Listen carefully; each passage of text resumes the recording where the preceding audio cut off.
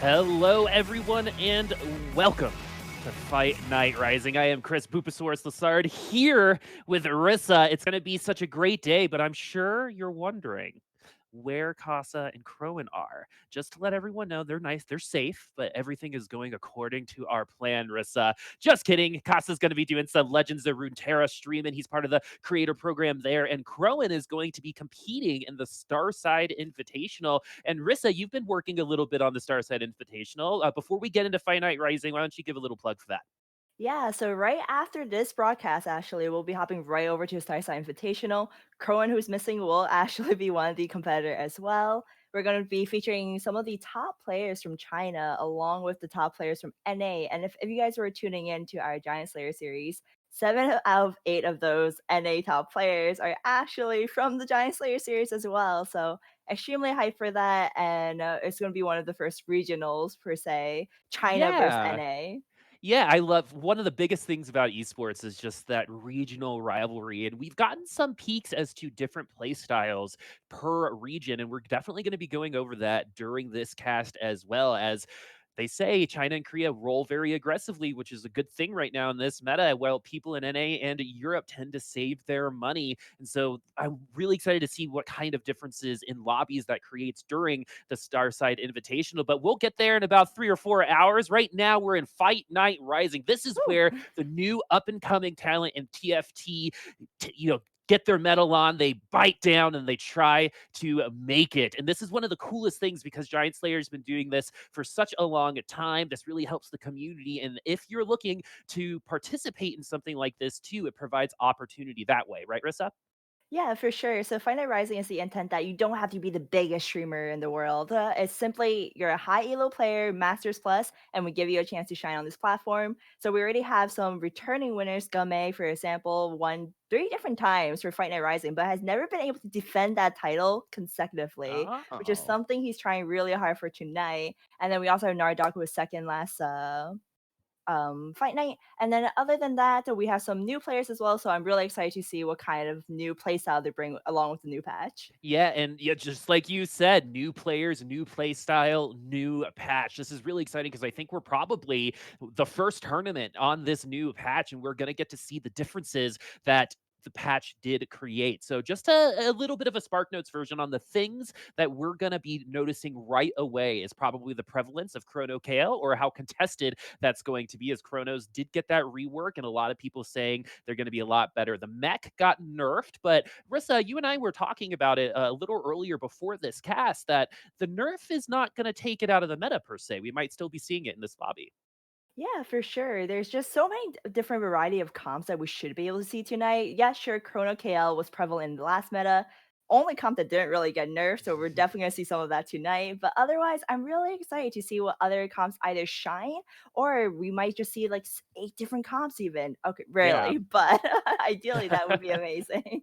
Yeah, I think flexibility is something that is happening more and more in this set. It was a little hard to transition a little earlier on, and it was easier to kind of get some certain comps. But now I think the creativity can really start flowing through a lot of these players because with this recent patch, a lot of things got changed. But as Mort said, while a lot of numbers and a lot of things got changed, they didn't expect this to really change the meta that much. But one thing is for sure, Infiltrator and Mech, I think will definitely come through once again. And another comp that we were talking about that we might see a little bit more often than usual are Rebels. And Rissa, do you want to describe why we're kind of looking out for that as these lobbies start? Yeah, for sure. Well, Mech Infiltrator always been kind of villain of TFT for the last few patches already. No matter what, I feel like you always at least have one person going for it. And then Rebels got a huge buff due to Demolitionist. Gangplank is Mhm. back, but the amazing part about that is that the playstyle is different from first patch. So it's not just saying, "Hey, we're going back to the first patch. Let's see, just throw in your level one Gangplank and let it win." So I I'm know. really excited to see these buffs come in and see how people will do with the new meta, a transition from Rebels from early to late game. Yeah, and this also means that we might get completely new comps. There have definitely been some experimentation on the ladder and on some streams. Something that I think a lot of people are really into right now is the Static Shiv Tier 3 Zaya. And the reason why I bring that up again is one of the biggest changes for this patch is the drops for each tier of champions. So tier 1 champions are going to be dropping more often, and so we're going to see those get 3-starred earlier potentially, and building on those units will probably become more common. And the comp that I was talking about is lovingly known as Pikachu, as I think it's a misnomer since Zaya is a bird. It should be Zapdos. Anyway, the Pikachu comp with Zaya is with Static Shiv. And I think that's a really good summary as to how just drop changes can affect a certain character and a certain type of play style as well. Agree. So definitely with the Pikachu, as you just mentioned, Side 3, love to see anything 3-star in the first place. And with the one drops being a lot more frequent now, we're definitely going to see a shift in meta. I know that just yesterday we were playing some comps and there was a new comp with a tier 3 Leona and tier 3 Poppy running a little bit of Star Guardians with it. And I was just like, what is this comp? It's working though. When you kind of like fall into things like that, my favorite example of that is when I built an infiltrator Malphite and he jumped into the back line. And there's also a misfortune on my team, and since everyone was aggroed on that Malphite, that misfortune ultimate ripped through them, and it's something that I've been trying to make happen since the since I figured it out. And so I am very, very excited to see what other things we might see, what spat items we might see on certain characters now. Like you said, Demolitionist, all 3 Demolitionist champions got buffed. So we definitely will be seeing that. Any type of hard CC is always really strong. But first, let's talk about some of the players that we have here. So you mentioned that Gunmay was someone who has won a couple times but has never repeated. Why do you think that is? Is it just because of the new set of players that comes in, or is it just inherently harder to repeat in a game like TFT? I think there's two reasons. One is the factor that there's definitely some pressure. Once you win once, and the idea of having to defend that just definitely feels pressuring. And the second part is that with Rising running on a weekly basis, there's going to be one week where you've learned a meta already, and those are the ones where Gunmay excels in and wins, such as he won last week with the meta already set. And then Mhm. now there's a new patch, so those are definitely a lot harder to defend and win just because you only simply had about a day to practice new comms.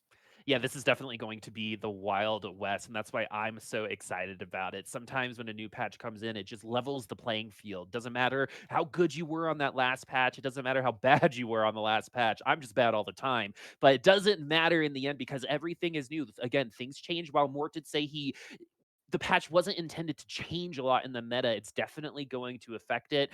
One other thing that we got to talk about are the new galaxies as well. So the thing about this is we're going to potentially see galaxies on the regular drop rates, whether that be Lotus, whether that be a super cluster. It's definitely something that these players need to be prepared for. And 2 of those galaxies are brand new. Do you want to go over what those galaxies are and maybe some strategies before we get into game?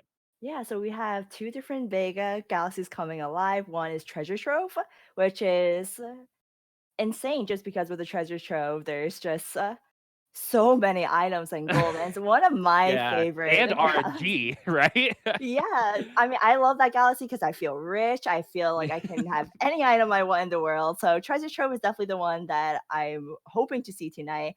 And then, unluckily for me, I played 10 games yesterday just to practice a new patch, and I was unable to see the second one, which is Star Cluster. And I'm very intrigued on that one since you get any tier 2 champion already in the carousel. So I'm curious to see how that plays a role in the reroll comps, since I believe you have a story to tell, which I I actually do. absolutely loved. So I finally got Super Cluster, and I was really excited because when I heard about it, I was really really intrigued by it, and then I accidentally 3-starred my Sona by picking up a tier 2 Sona with Demolitionist. Don't do that at home. So it looks like we're gonna have a regular old lobby to start things off today on Fight Night Rising. And looking at these items, let's talk about this initial carousel. What are you looking for if you're like a new player coming in? What are you looking for in terms of the first carousel? So for me, being a cybernetics one trick, I always love swords for GA. Zeke's got a huge buff, so I do like swords a lot. Other than sword, tier is actually one of the least popular items. We see that Gummy has started with it, so we'll see that if he decides to go with the Space Jam that won him the comp last week, and going for a Seraphs. And other than those, Rod is always a very safe choice. You could build Guinsoo's, Morello's, Ionic Spark, all very strong items in the current meta. So I Mhm. think that towards a flexible composition, going for Rod is probably the smartest decision. Versus if you're like me, who's a Cybernetics one trick, I always go for that sword. And so the reason why I think Sword and Chain Vest are so valued right now is how strong GAs are, and we're definitely going to be seeing GAs get built as we see Narquez for the first time. You do see that needlessly large rod, and no one on the field right now is open forwarding something that we're going to see potentially a little bit here. Yeah, an interesting choice by Narcus here that he didn't pick up the double Malphite. Instead, he's leaning towards either Cybernetics or a Vanguard start, which is something that Narcus is kind of known for, is that he loves going for a Cybernetics into either Chrono KO build or to just complete the Cybernetics towards the late game. So, but unlike him, other players might see that double Malphite and be like, we're ready to go Brawler Blasters or Rebels. Yeah, for some reason, I always end up playing Brawler Blasters. But now, the other thing that I wanted to mention was with that bow, that's some good Chrono Kale items right there. Anything attack speed or anything percent damage is really good for any type of attack based comp that's not spell based. We're seeing, I think, is this one of the new maps that we're seeing for the This first one time? is, that was pretty. I don't know which Yeah, I definitely lost in thought for a moment seeing that. that was awesome. So we're going to be taking a look at all these players because the beginning of the game is very, very, I don't want to say RNG dependent, but what you get out of those orbs is very important. And one of the changes in the patch is everyone gets money, at least one of those gray orbs on each round. So they get money or Nico's as we see a tier 2 Caitlyn already. Early chrono with the Vanguard. That's going to be really, really nice for them, especially since I think Poppy is a pretty strong early game unit. Yeah, I would arguably say that Poppy is actually one of the strongest early game units. Unfortunately, it doesn't have any amazing synergies besides Vanguard, which does fall off very late game. But early wise, the Poppy can carry you with decent damage, shield, and just tanky for your entire team. And the other thing that you mentioned before was the Golden Vanguards. I would call Golden Guardians, but that's already a thing. But the Golden Vanguard. So a lot of people rolling pretty heavily for those Vanguards because a lot of them are 1 and 2 cost. But we're seeing a ton of poppies already. So is anyone going to be able to pull that off? We will find out. But the other thing I want to know is how early some of these players are building items. What is the advantage of getting something like an IE on a Graves or a Rage Blade on a Caitlyn this early? Definitely a huge advantage. Itemization is just so important in this game. And in order to win streak, you're going to have to slam some items. If you're not slamming items when you first begin the game, chances are you're not going to retain that winning streak of 2, 3 gold up all the way to Krugs. So it's always the best feeling when you're able to protect it, slam all the items that you can, and then when you get to Krugs, you're like, all right, I may only be at 10, 20 gold, but I have a 5 win streak, and that is the best feeling there can be for a player. Yeah, it's kind of like a makeup mechanic, right? You're investing early so you can reap the rewards a little bit later. I mean, it is investment because you get interest. And so that's something that all of these players are definitely looking toward. I like the Ionic Spark on Leona, especially for a character like that. You're going to get a lot of value because she's going to stay alive for a while longer. And like you said a little earlier, too, Leona 3 is something that's becoming a very viable choice to build some tank items on. And you're going to see, especially early when they use their ultimates and when Leona finally gets theirs, the damage from the item is just going to overwhelm the opponent here. Yeah, so Nature's is in an extremely good spot with Cybernetics and the Ionic Spark on a tier 2 Leona. And along with that, we saw that he did level because he wants to protect that win streak. And oof, there is another Lucian for him and Isaiah too. So Nature's has choices, and he's definitely going to be trying to protect his win streak. After the carousel, I can definitely see him leveling to 5 to either put the Isaiah in or to put the Graves if he can get another item and get some blasters in there. Man, watching him is pretty great. He's pretty excited about it. Let's go ahead and take a look at Dreamericaa. And this board is beautiful. Just going to put that out there. But we're seeing a lot of cybernetics right now. A lot of Fiora to start things off. Everyone kind of going chrono. Everyone, like a couple people seem to be competing for the same units right now. Does that hurt both players, or is it more of a race? Will one player kind of overcome their counterpart who's trying for the same thing? Doesn't really hurt the players early game since we still don't know what they're going to pivot to. Obviously, if all these players decide to commit to cybernetics, then there's going to be a race for those Irelias and Echoes in the late game. But for Hmm. now, I think it's definitely safe just because there are so many tier 1 and tier 2 units in the pool. So definitely not an issue if we see the same players running Chrono and a few Blade Masters in there as well. Yeah, and I think a lot in terms of population, those origins I think appear just more often at level 1 and level 2. You want to get those Caitlyn sometimes. She does some really good early game damage, especially if she's able to get her ult off. And here we go on the second carousel. So when you get here, Rissa, what's different that right now in the game state that you're kind of looking forward to that's different from that first carousel? Are you looking at a champion for money? Are you looking for items? What are you looking for?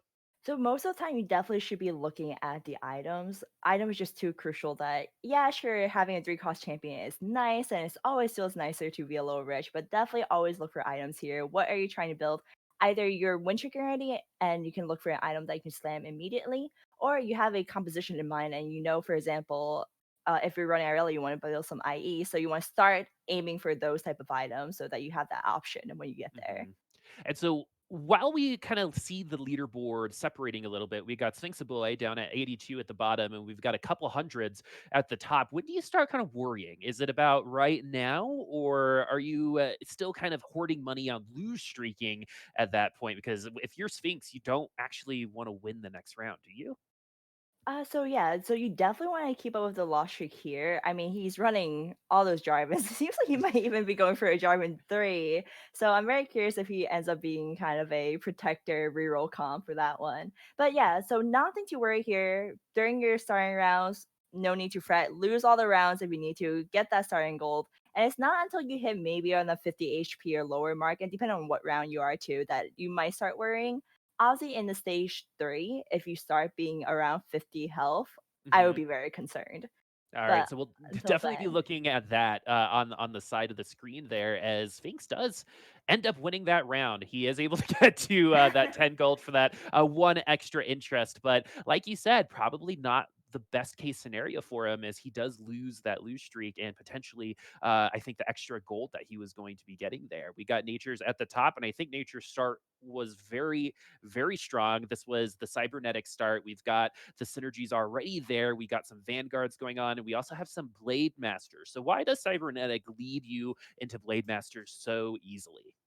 well, just in general though, Irelia and Fiora just gives you 2 Blade Master already. And so just proccing in a Dirt Blade Master with KL being so popular in the meta right now is extremely great for late game. And then Shen can allow you for that early game Blade Master along with proccing Chrono. So early to mid game, you got your Chronos and Blade Master, and then late game, you got KL2 and Irelia2 just dominating the meta. Yeah, and Lucian also got a bit of a buff on the last patch, so a lot of people actually putting some items on him. But while we're still on the cybernetic player, since you're such a cybernetic player, something that I've always wondered in terms of it's like one of those things that you like know on the inside, like when there's a word and you don't actually know what it means, but like Ooh, through the Nature's context Lost here. clues, you kind of get it. But there is a little bit of a trade-off because in cybernetics you have to spread your items around. Usually you put all your items on one person. How does the cybernetics overcome kind of the lack of stacking? So the idea is that basically you want to stack your Irelia with either Def Cap or IE, or even Last Restore BT are all items that are good for her. In terms of any other items, the way I play is normally just a red buff for my Lucian, and any other component, I don't care. I'll just throw one each for my Cybernetics just to get that buff. But majority of my itemization definitely goes on Irelia. And then we saw that Nature's actually lost the last round, which is very upsetting just because he had such a great start. He had that 4 win streak. And so losing right before Krugs, he actually is pretty detrimental to him. But again, he is at 90 HP with 20 gold. So not the worst spot, but definitely feels bad as a player to see him lose that Well, streak. because when you're in his position, you want to continue that momentum. You want to win more. And then continue that momentum in terms of getting that interest. So now that gets restarted as we're back on Adreh. He's looking at some vanguards and Chronos. Chronos very, very popular. We're seeing Ash and some Celestials for the first time, or as I like to say, Celestials. Uh, and we're seeing some Kale as well, and that's a really early Kale for this point in the game. He's looking pretty good. What do you think of his board state right now? So Adreh is very interesting. He's running snipers and vanguards. I don't think this is going to be his final comp, but he's keeping his options very high on his bench right now. He went for the Malphite too and is holding on to a Yi as well. So there's a chance for potentially rebels, but I think those are units that he's rather just holding and mostly will sell for econ. And it seems like he's going to go for a Chrono Celestial KL build, as we can see that on the right is the units that he truly wants. And Celestial with Kale is brutal. When you get free lifesteal like that, it's just going to keep her alive for longer, stacking that potential Rage Blade, getting those Giant Slayer procs as well in the late game, and having a Kale at 3-1, it kind of forces your hand, in my opinion. It gets you excited. It gets you ready to go for a potential Chrono Kale comp. So let's go ahead and look over at Gunmay once again, who's still looking for that Jarvan 3. He'll get there eventually as we're seeing some Celestials. Oh, same character, same champions here. We might be seeing some competition when it comes to this comp now.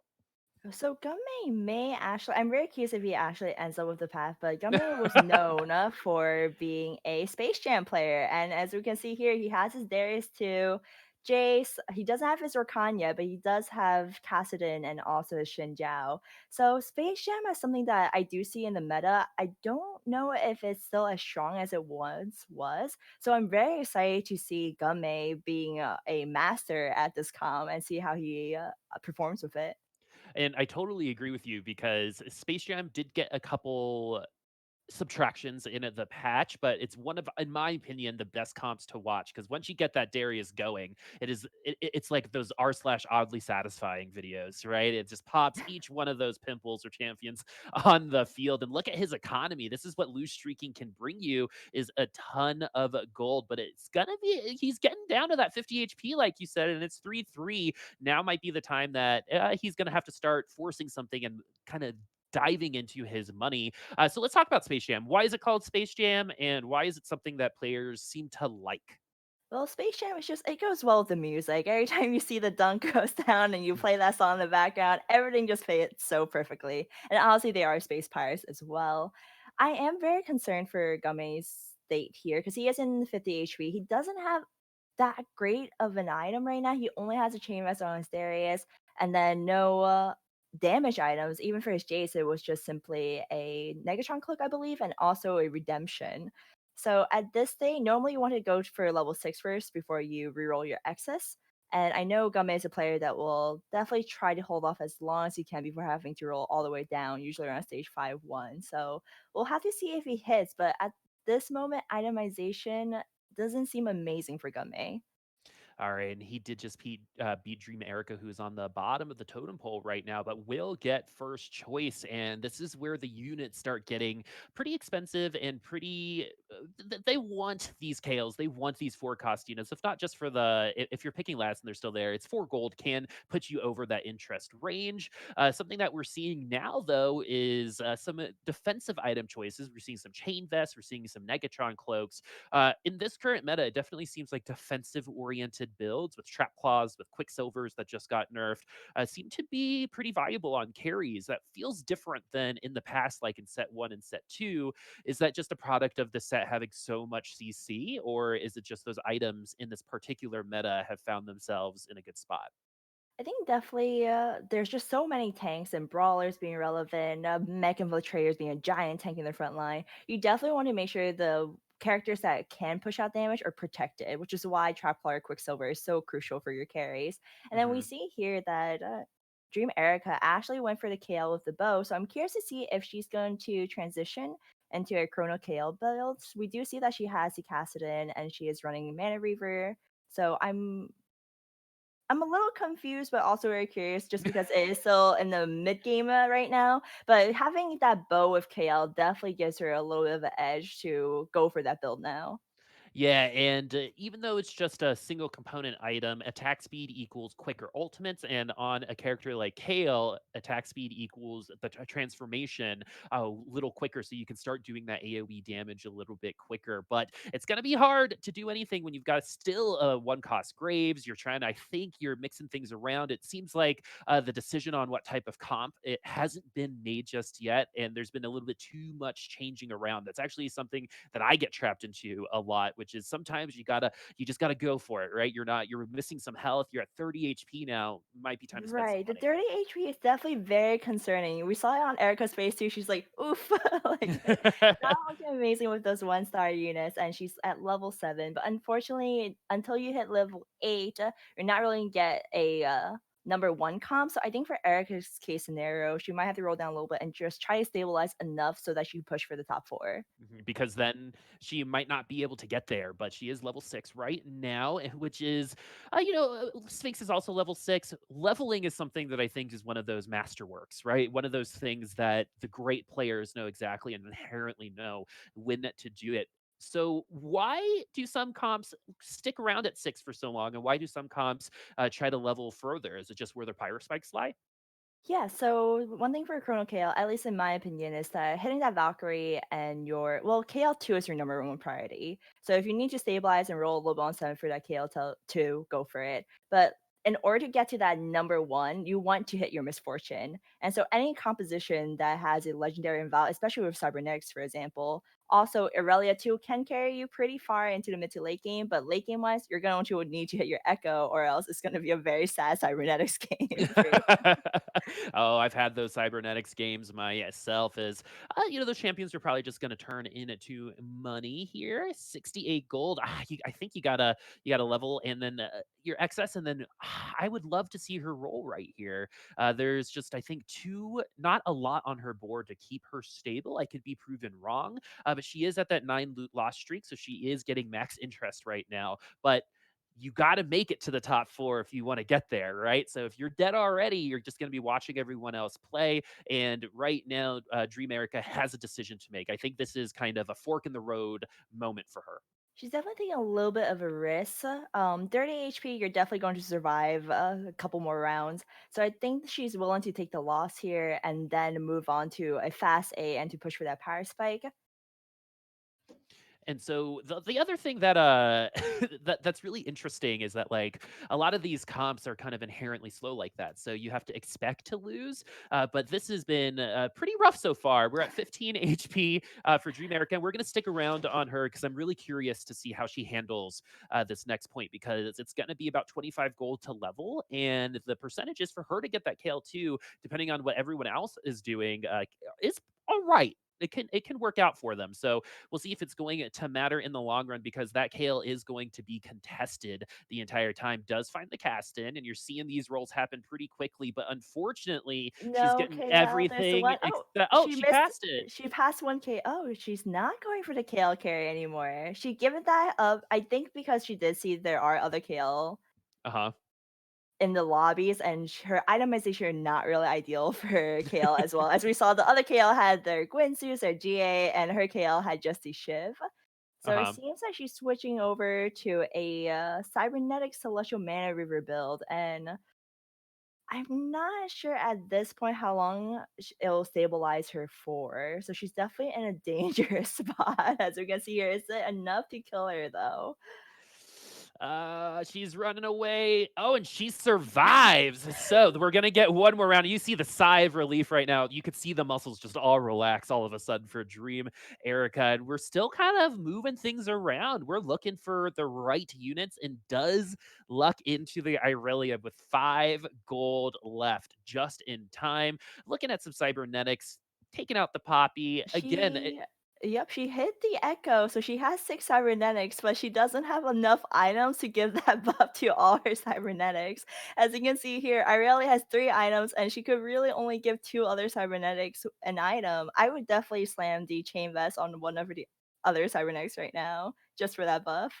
do it, do it. And She she made it. She did. made it in Oh, time, but then got space jammed.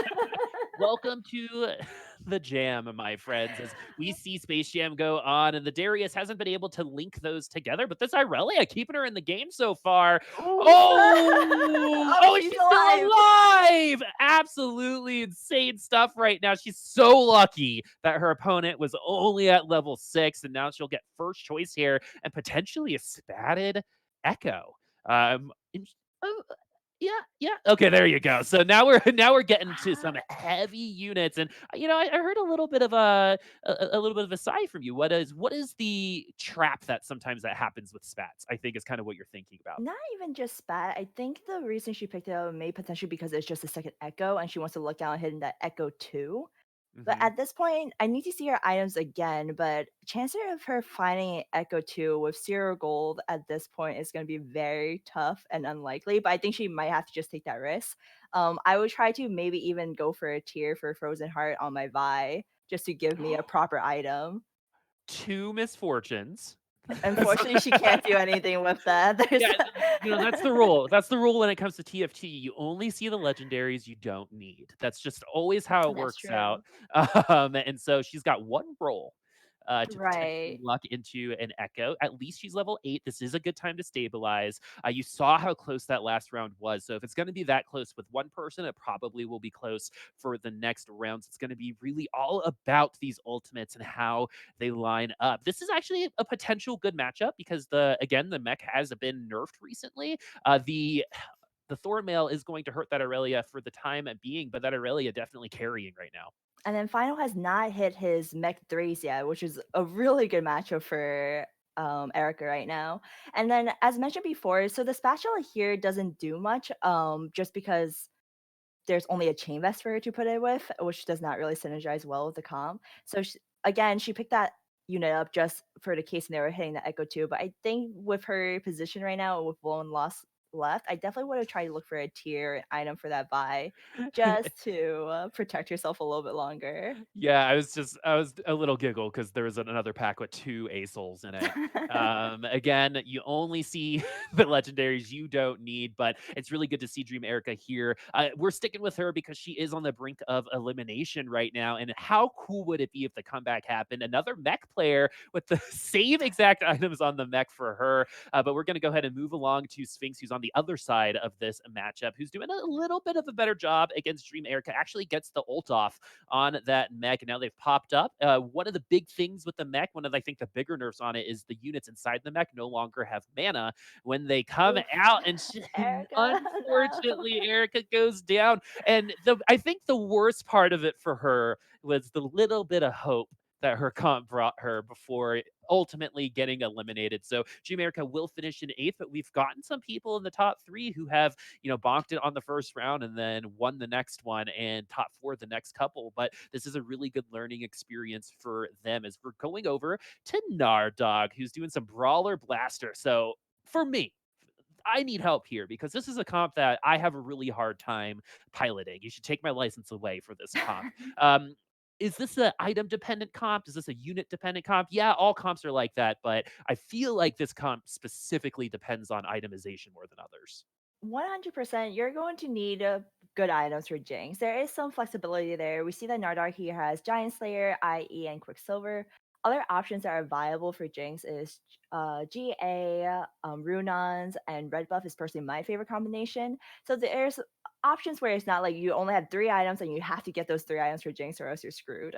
Other than that, there is a little bit of flexibility just because there is Brawler Blaster, which I think is a little bit more consistent, and there's also the idea to go 6 Rebels, which Rebels, as we mentioned before, is more popular in this current meta. So it is really crucial. The thing with Brawler Blaster is that it's expensive. You need to hit your Cho 2, you need to hit your Jinx 2, and then ideally you have that Misfortune in as well. So it's just a Whew. very expensive comp overall. And we just saw, yeah, this comp is good though. It just destroyed over. Once you get that Bliss and Jinx combo going on, Jinx Rocket just destroys the field. Man, that's a classic combo right there. All the way from set 1 when Jinx was running rampant in the meta with Draven, but Jinx is trying to hold it down right now. Got a slight buff on those rockets. My Jinxes never get excited, but it's nice to see it happen in a game right here. As you're seeing these packs, and the thing that you have to recognize is as the players get higher in level, the rarity of the cards that appear in these packs become more evident. But sometimes that's not what you want. Is you're looking to 2-star some lower cost units, and it's that give and take, right? More units, but you might not be able to quickly 3-star or 2-star some of your other units. Definitely something to think about. Yeah, and then we see here with Narcas playing a comp that It's very surprising to me knowing that he is a Chrono KO or Cybernetics player. He's playing 4 Vanguard with a Jin carry, which is something I have not seen in a very long time. With the last patch, it became very popular. Oh, that Irelia is just jumping all over the place on Narcus. 4 Vanguards does feel like it gets a lot weaker towards the late game, which is why 6 Star Stars was more popular than the 4 Vanguard version. So I'm very curious to see if this comp can go back to his prior spec at any point, or it's too late now and it's going to just fall off. This is one of those, I think, quintessential top 4 comps, in my opinion. A comp that might have a hard time winning, but could compete for that top 4 spot. And remember, everyone, this is a point system, so it's not about winning this game necessarily. It's about being consistent throughout the entire day of Fight Night Rising. And so that's why we're saying Dreamericaa is not even out of this yet. You're going to have a hard time finding points in 8th place, but there's still opportunities in the future. And right now, we're getting into the nitty gritty as the lobby has definitely separated between Adreh and Gunmay at the top, and kind of everyone else sandwiched in between. As we see Sphinx, who he himself is on the brink of elimination, using that recently nerfed Quicksilver, along with that Titan's Resolved and that Bramble Best. So doing a ton of damage right now. Is this Jinx going to be enough? It Jinx could be against the because of that world. Giant Slayer. Oof. Oh my goodness, that was close. As Gnard Dawg will survive, and so will Sphinx. Ooh, that one was a little bit of a clincher, Rissa. Surprisingly, both Sphinx and Final is going mech, and they're not holding hands at 7 and 8 right now. So definitely nice to see a change from the past.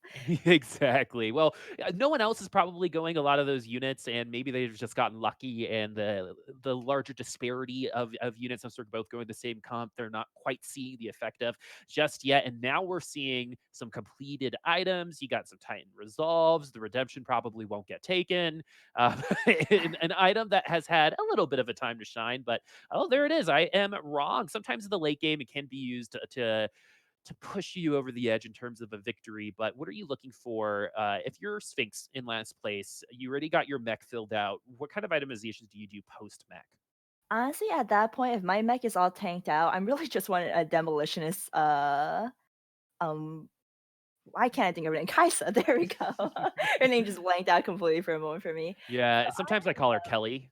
Oh, Yeah, okay. there's Kelly and Kyle for Kale and Kaisa. I like because they're both Valkyries. But yeah, keep going. Other than your mech and your Kaisa, after that, honestly, Shaco is the only third unit that I'll throw some items on, but the actual effect of it is very rare. Unless you 3-star your Shaco already and you might want an IE or a GA. The item doesn't really do much. And we see Sphinx here. He understands that he's not as strong as mech potentially with only a Kai'Sa 3, and he's already running in the corner, hoping that Gnard Dawg might die before him if he happens to lose this round. Oh, well, the Gnard Dawg's mech came out first, and we got the Fizzled as well. Oh man, this one's going to be close, but I think Sphinx has got this. So Sphinx is strong. I believe it was Finals board. Final is the other player, and we're looking at very low HP here. Narc gets 2 HP, Naridar 6 HP, and Sphinx Ooh. and Final in the 10. So all three of these players, technically, Final is the safest one with 17 HP, but the other three players can all get knocked out at any moment here.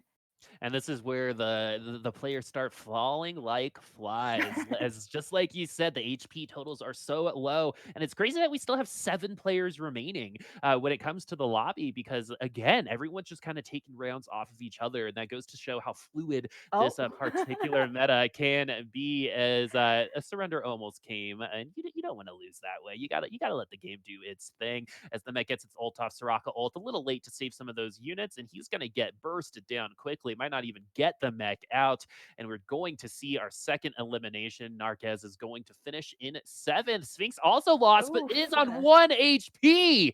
1 HP and a dream for Sphinx as we got a heavy sigh from our friend Gnard Dawg. I'm a little sad Nardar did get kicked out this early since I don't believe he's contested with Brawler Blaster. I'm not sure what Adre's comp is right now, but Brawler Blaster usually does pretty well in this meta. And then unfortunately for Narcus, as mentioned before, I'm not very convinced about his comp being good in this current meta. I think Dark Stars could be relevant, but the 4 Vanguards and Jin build just seems a little bit weak, at least in this lobby.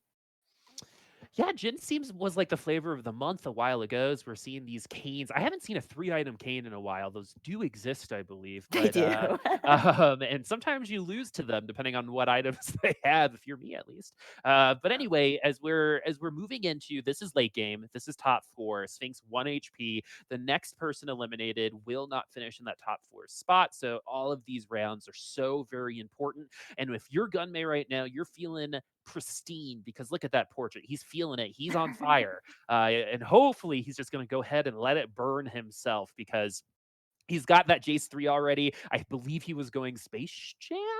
Yes, yes.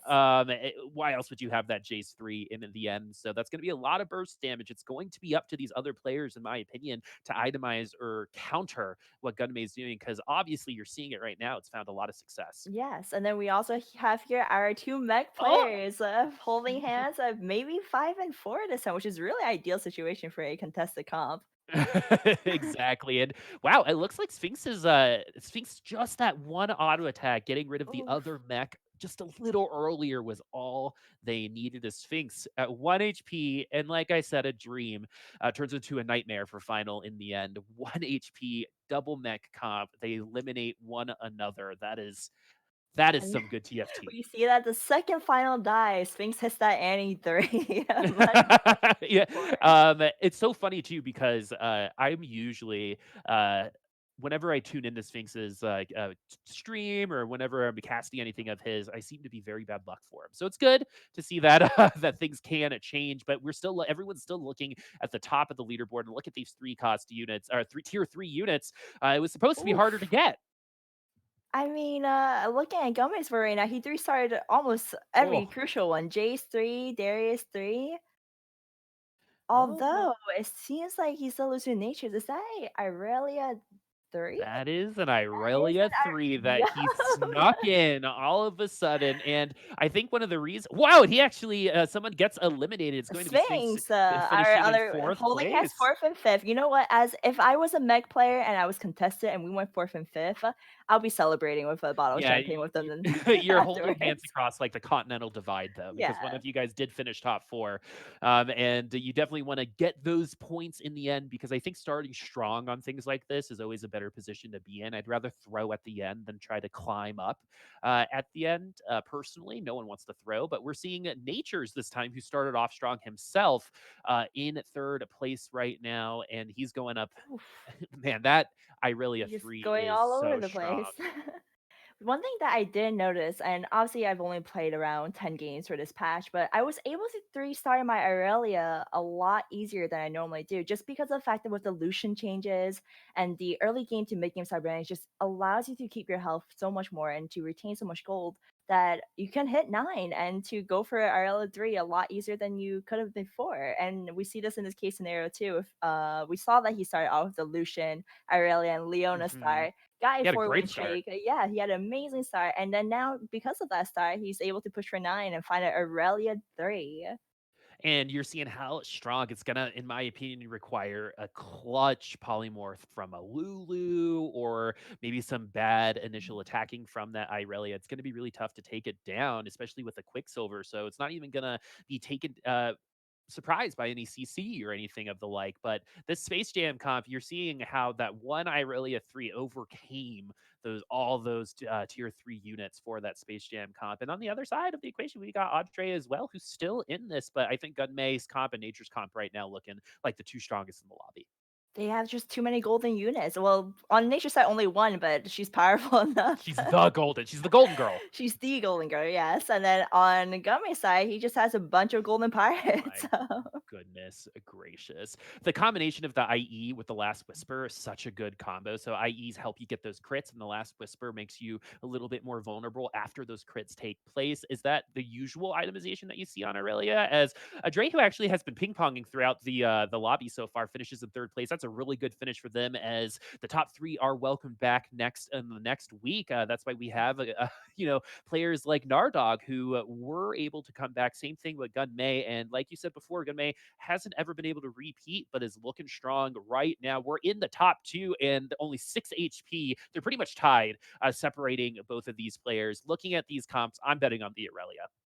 I'm betting on that too. One thing that normally I do not build, but I'm actually liking a lot here is that he has a quick silver on his Aurelia.